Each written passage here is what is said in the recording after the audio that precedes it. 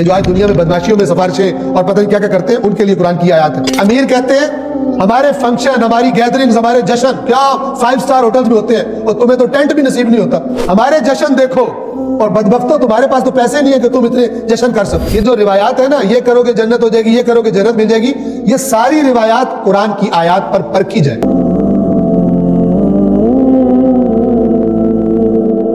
71 اور تم میں سے کوئی ایسا نہیں ہوگا جو جہنم پر وارد نہ ہو، یعنی ہر ایک انسان کو جہنم پر وارد ہونا ہے۔ اب چاہے اس سے مراد وہ صراط جس کو پل صراط کہا جاتا ہے وہ مراد ہے یا کچھ بھی مراد ہے، یعنی ایک دفعہ ہر ایک انسان، ہر ایک بشر یہ جہنم پر سے گزرے گا۔ یہ حتمی فیصلہ آپ کے رب کے ذمے، سب جاؤ گے وہاں پر۔ 72 پھر بے شک ہم ان لوگوں کو نجات دیں گے جنہوں نے تقوی اختیار کیا تھا۔ قرآن کے لفظوں پر غور ہونا چاہیے، بھولے نہیں چاہیے۔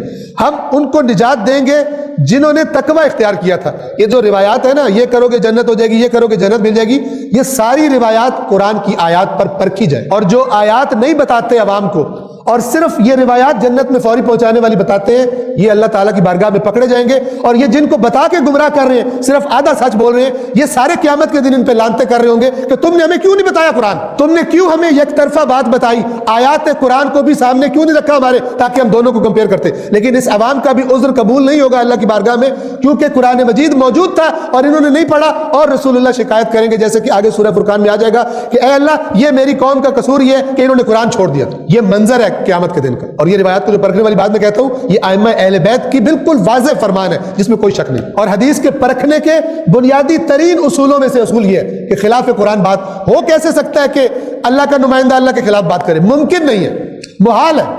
لہٰذا اگر لگ رہی ہے تو پھر وہ انہوں نے کی نہیں، کسی جھوٹے نے، کسی بے ایمان نے گھڑ کے رکھ دیے درمیان میں۔ پھر ہم اہل تقوی کو نجات دیں گے اور ظالموں کو گھٹنوں کے بل پڑا چھوڑ دیں گے اس جہنم۔ 73 اور جب انہیں ہماری واضح آیات سنائی جاتی ہیں تو جن لوگوں نے کفر اختیار کر لی ہے وہ ایمان والوں سے کہتے ہیں دونوں میں سے کون بہتر مقام پر فائز ہے اور کس کی محفلیں زیادہ بارونق ہے، کس کے آگے مجمع زیادہ ہوتا ہے، تم خود دیکھ لو کس کی قبولیت زیادہ ہوتی ہے۔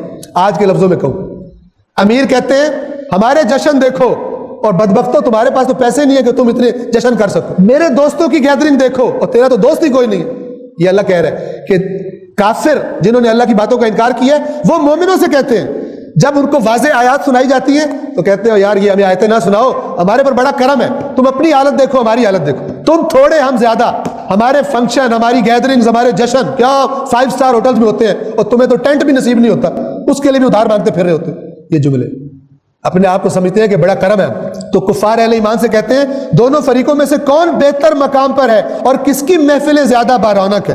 74 اللہ تعالیٰ جواب دے رہا ہے ان کو، اور ہم ان سے پہلے کتنی ایسی قوموں کو ہلاک کر چکے ہیں جو سامان زندگی اور نظر آنے والی چیزوں میں ان سے بہت زیادہ آگے تھے، بہت زیادہ شان و شوکت نظر آتا تھا ان کا، ہم نے ہلاک کر دیا۔ 75 کہہ دیجئے جو شخص گمراہی میں ہے اسے اللہ لمبی مہلت دیتا ہے۔ پھر یعنی یہ مالداروں کی بات آئی ہے نا، اللہ کہہ رہا ہے تمہاری اور رزق ڈھیلی چھوڑتا ہے تاکہ تم اور غرق ہو جاؤ، لیکن جب وہ اسے دیکھیں گے جس کا ان سے وعدہ کیا جا رہا ہے، یعنی جہنم، یا خواہ وہ عذاب ہو یا قیامت، ان کو دیکھنا ہے، جب اس کو دیکھ لیں گے تو اس وقت انہیں معلوم ہوگا کس کا مقام زیادہ برا ہے اور کس کا لاؤ لشکر زیادہ کمزور ہے۔ کدھر ہے تمہارے دوست؟ بلاؤ ان کو، بلاؤ ان کو کہ تمہاری ہیلپ کرے۔